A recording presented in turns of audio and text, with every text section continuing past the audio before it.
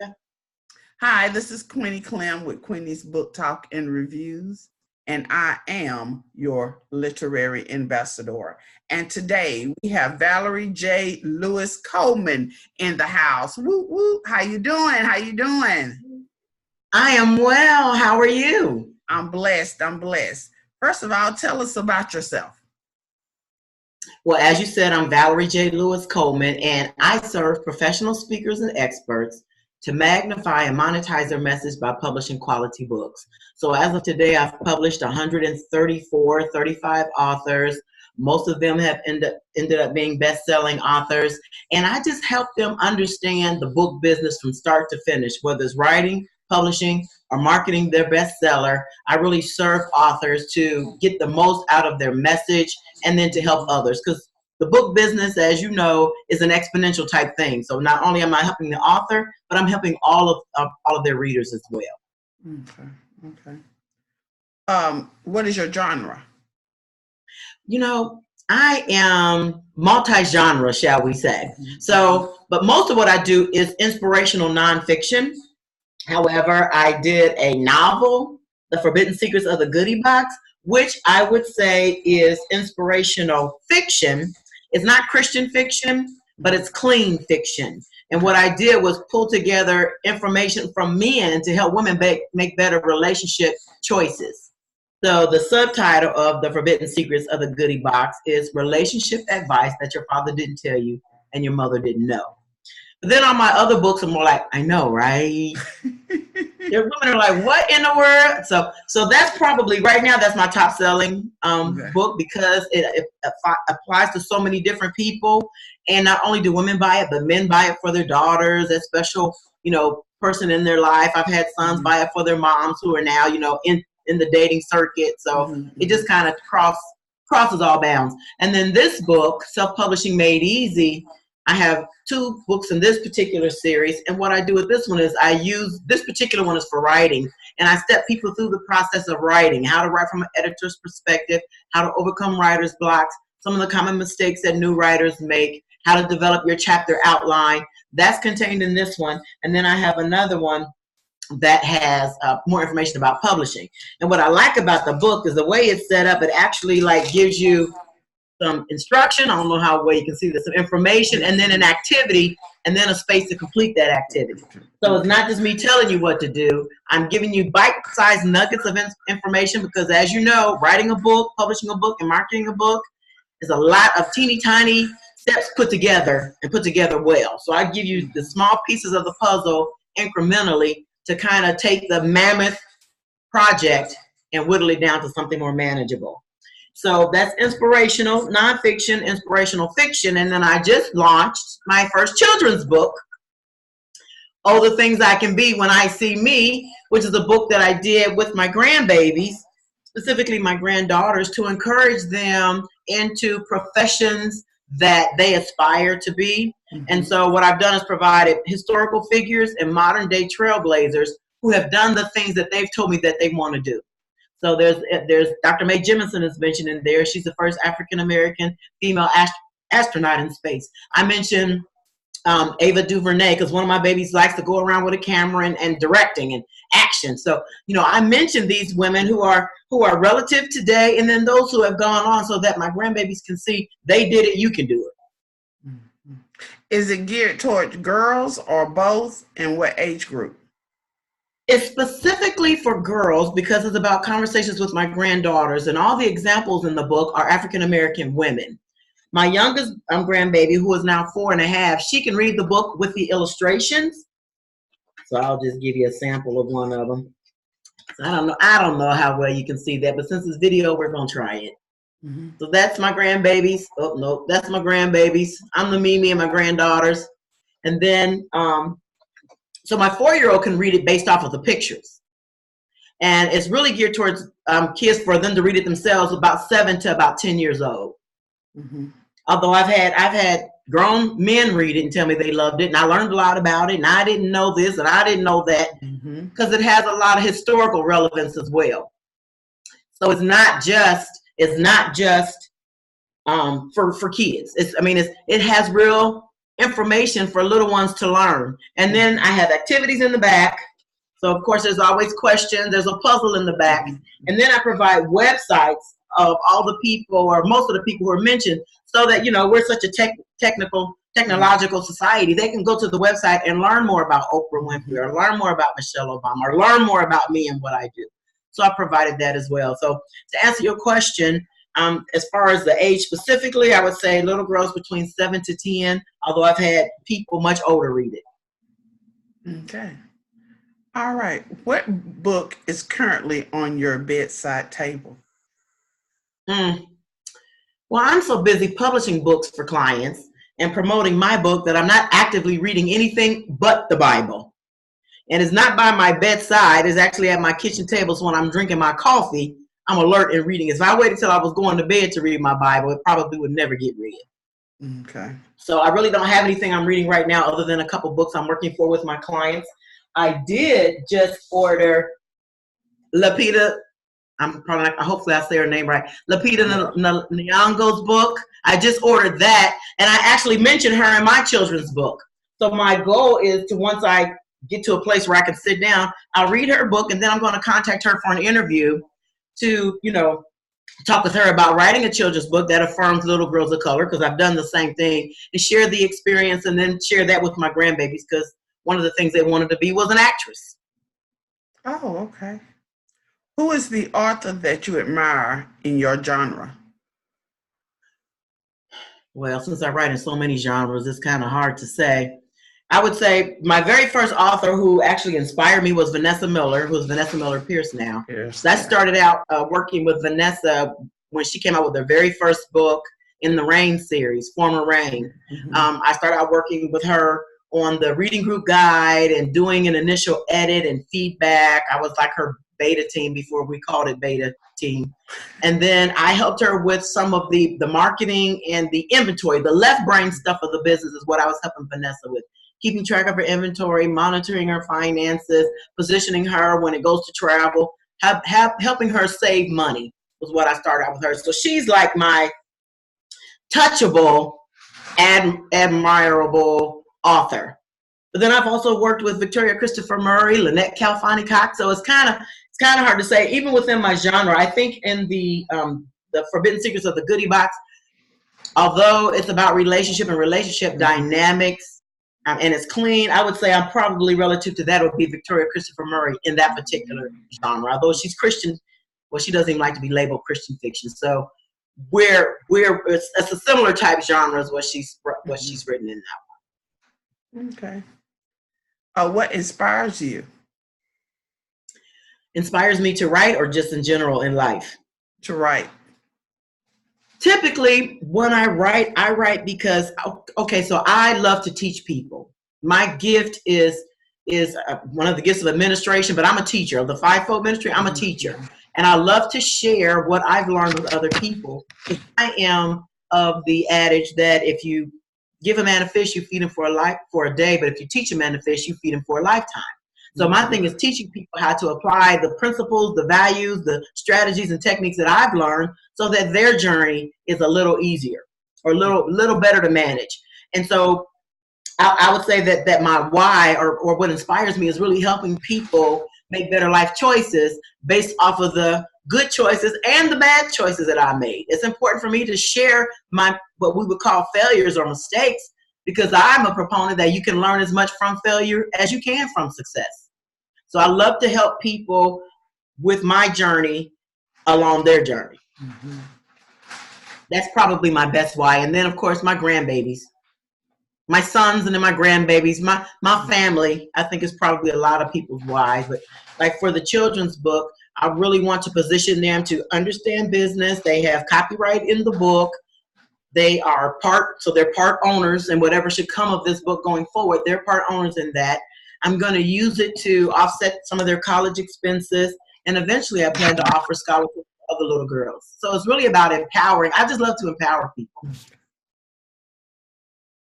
What made you want to become a writer? Okay, so my mom said when we were in grade school, we did a time capsule, family time capsule. And one of the things that I said in there, according to my mom, is that I wanted to be an author. I don't remember saying that. But if mama said it, it is so.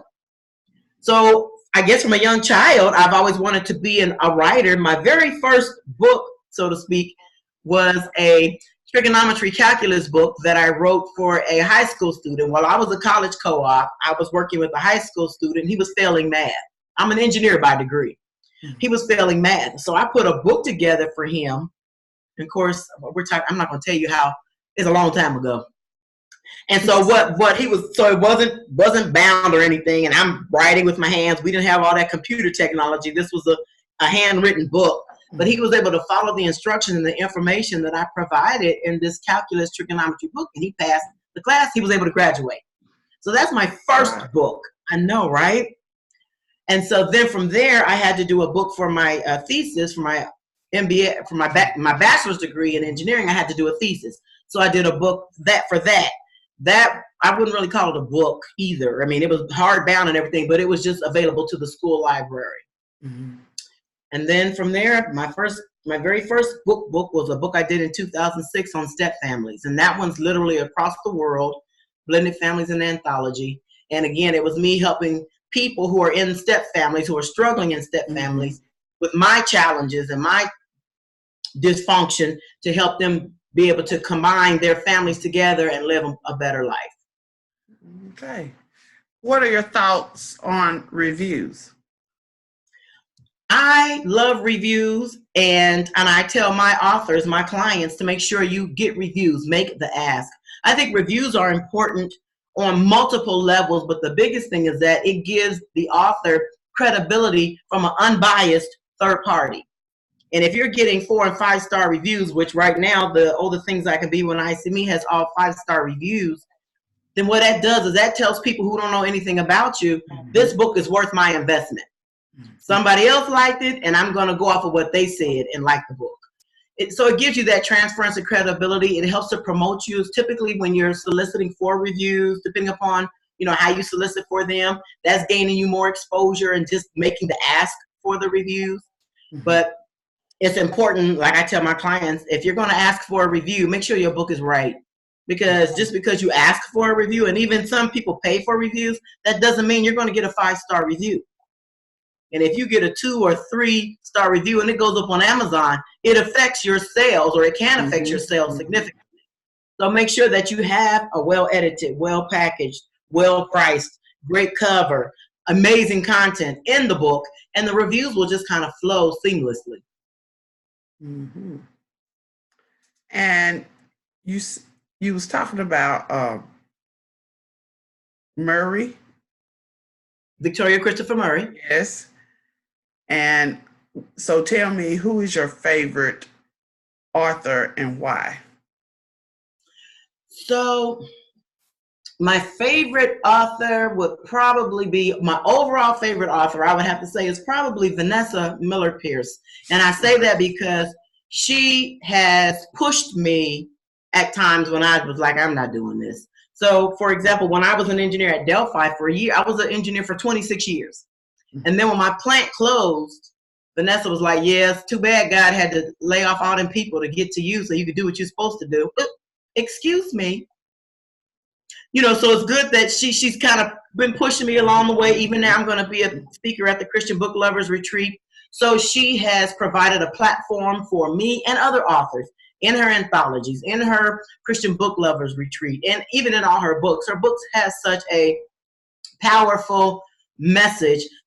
Even those that aren't necessarily the Christian fiction, but more on the romance side, she always has a way of infusing some type of quality or characteristic that is reflective of a person of integrity. So I would say Vanessa's my favorite author. Yeah, I interviewed her and Rhonda a couple of months ago. Okay, Rhonda McKnight. Okay. Yeah. Mm-hmm. So that was a great. I love both of them. Yeah. What book from your childhood has shaped you to be the author you are? So I think there were 2 books. So the first book that I can remember having read to me when I was in the 6th grade, I went to a predominantly white. We had just moved out of a predominantly black area, and I was going to a predominantly white school. Then they put me in the class with the smart kids. So there was like no chocolate people in there at all, just me and all these all these vanilla people all over the place. My teachers were all vanilla. And so the teacher would read to us, and I can't remember if it was every day or once a week. It was probably every day for a few minutes. She read to us, and she read to us S.C. Hinton's book, The Outsiders. And I just loved the storyline and Pony Boy, and I could see it had such great imagery and action, and I just could relate to when I went home. I tried to write my own version of Pony Boy, and I was doing pretty well. Now, sixth grade, of course, I didn't know between first person and second person, third person. So when I started writing, I was writing in first person, and I transferred to third person. I knew something wasn't right, but I didn't know what, so I just kind of gave up on it. So I think that kind of maybe got the ball rolling. That might have been about the time when we did the time capsule, so maybe that's why I said that. But then when I was in high school, we had to read Old Man and the Sea by Ernest Hemingway. And again, he has such command of imagery. And I can still vividly see that marlin coming up out the water. I could just see that. And I read it like 3 or 4 times, like, oh my gosh, like I could really see it. So those authors, to me, had a powerful usage of the language to help you see what they wanted you to see. They were doing more showing, of course, versus telling. So those will be the two from my childhood that kind of sparked me to like, I think I like this book stuff. What other projects are you doing right now? So, well, the children's book just came out. It's only been out about 3 weeks. So I've really been pushing that marketing wise. So I just had a book party for that. And I'm going to do a press release. You know, all that goes into creating the swell and then keeping the momentum I'm doing for that book. In a couple weeks, November 4th through the 6th, I'm doing a retreat in the mountains of Kentucky, a writer's retreat. So I have reserved a private lodge for the Free Your Mind and the Words Will Follow writer's retreat in the mountains of Kentucky. And so I am accommodating authors who are authors and aspiring authors who like have a book inside them but don't know what to do with it, or those people who are so overwhelmed with the day-to-day activities that they just can't get focused enough to write, or are not working with people even who have so many ideas. They're like, I got so much to do, I don't know where to start. So at this retreat, I'm going to be, first I'm providing food. Look, every time you bring people together, you got to feed them. So 5 meals. Going to have people there who are going to provide services that will allow them to find it, fix it, and forgive it, to relax, rejuvenate, and release their creativity. I'm going to have chair massages there. I'm going to have an expert, she's called Emotional Polarity Technique, licensed practitioner. And what she does is help you deal with the emotional stuff that keeps you from writing.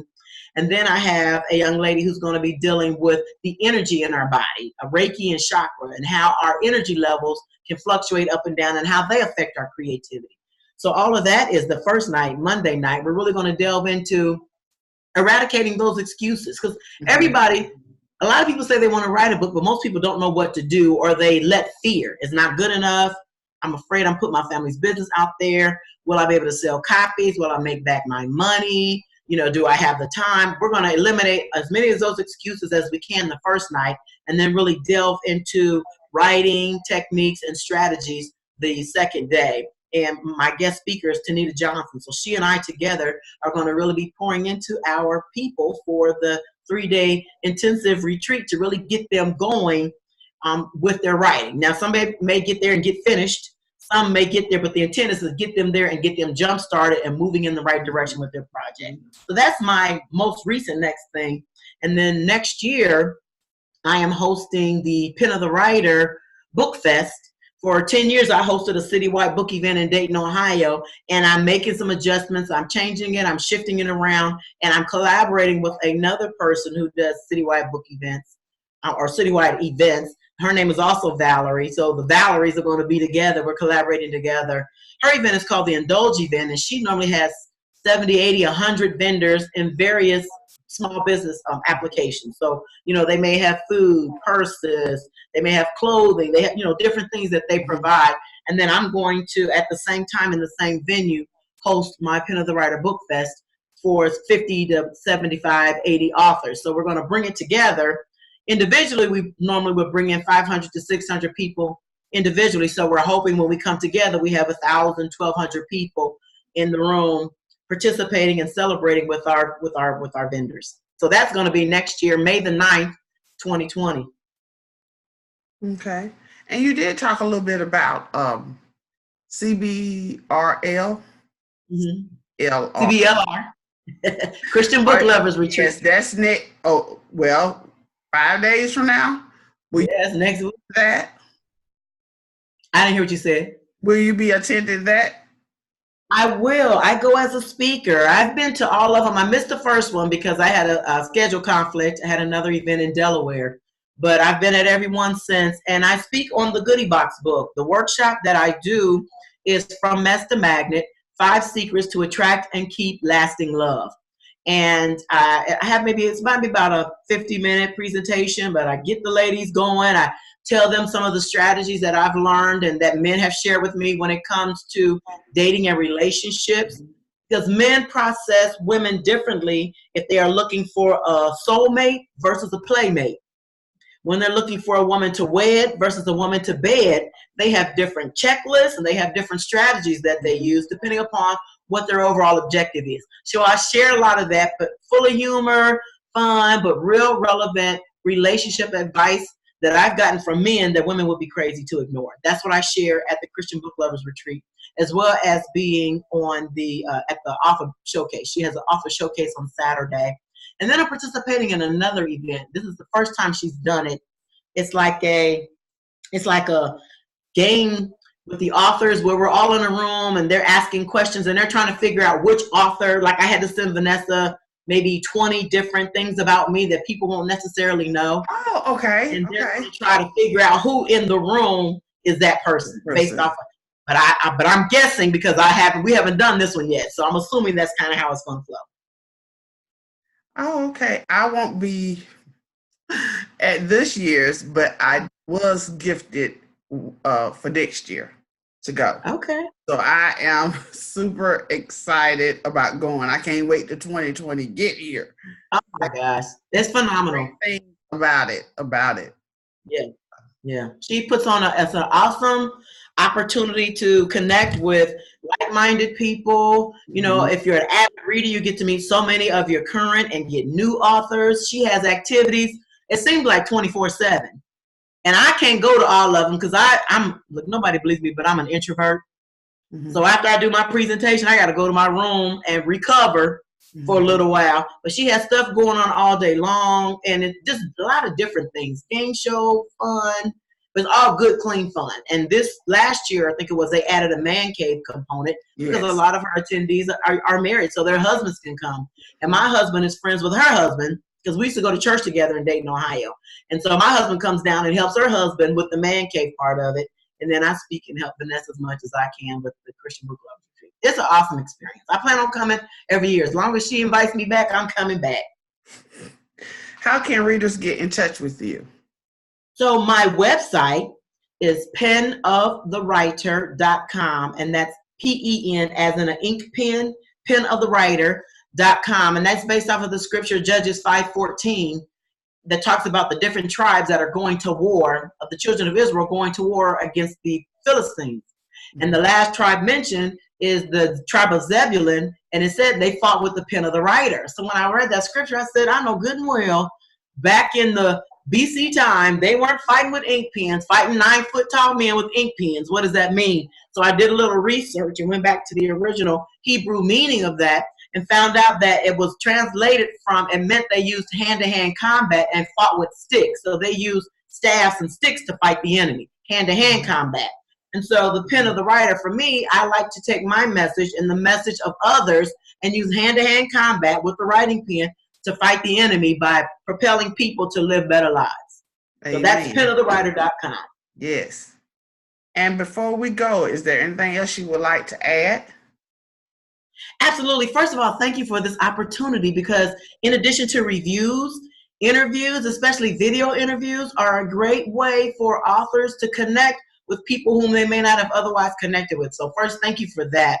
And then I want to say to any of your listeners or your viewers that if they ever want to, or ever been inspired, compelled to write a book, write the book.